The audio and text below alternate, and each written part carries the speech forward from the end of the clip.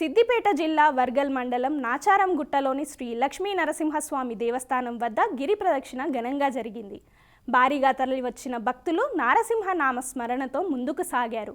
స్వాతి నక్షత్రం సందర్భంగా నిర్వహించిన ఈ కార్యక్రమం రంగంపేట పీఠాధిపతి శ్రీ మాధవానంద సరస్వతి స్వామీజీ స్వీయ పర్యవేక్షణలో కొనసాగింది.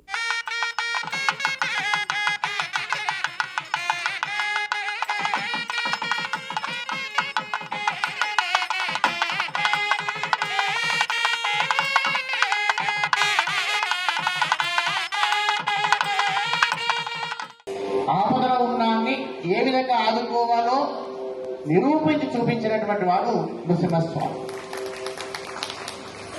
స్తంభాలలో ఉన్నాడు, ప్రపంచమంతా ఉన్నాడు. పిలవగలగాలి, చూడగలగాలి.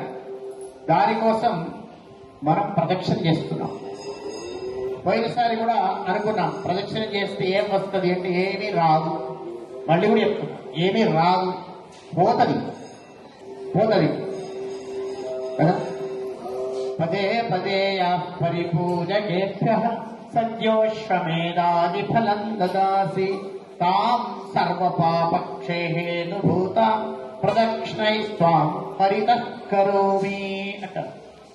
ప్రదక్షిణ చేస్తే వస్తుంది, అశ్వమేధ యాగ ఫలితం వస్తుంది.